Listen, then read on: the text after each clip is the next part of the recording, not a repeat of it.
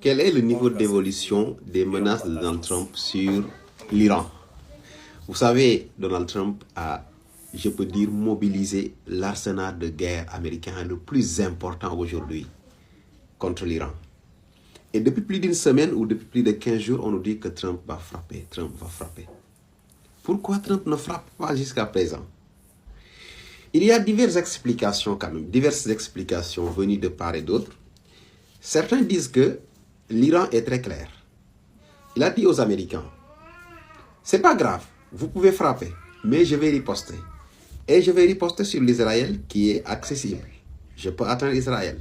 Le premier, ça c'est le premier élément. Le deuxième élément, c'est que moi, contrairement à ce que je pensais que le Lincoln Abraham Lincoln était inaccessible, intouchable, mais non.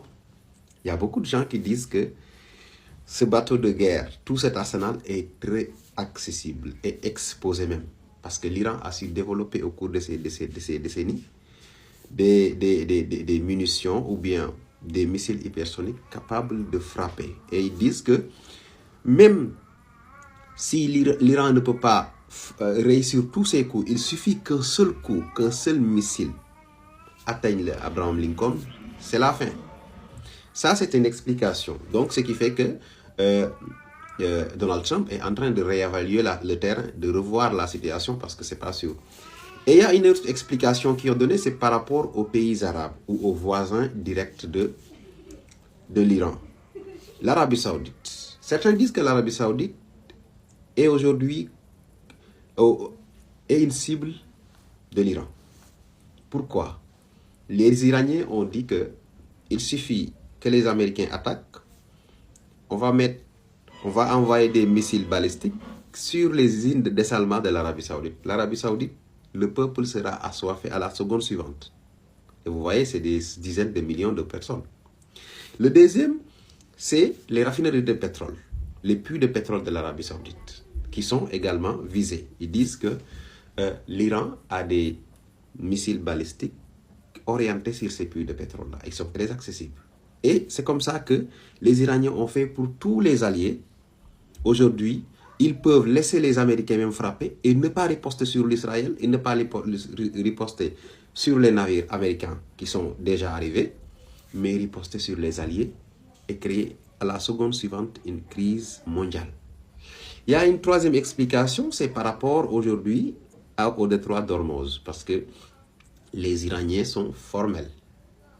À la première attaque, on va fermer le détroit d'Ormuz. Le détroit d'Ormuz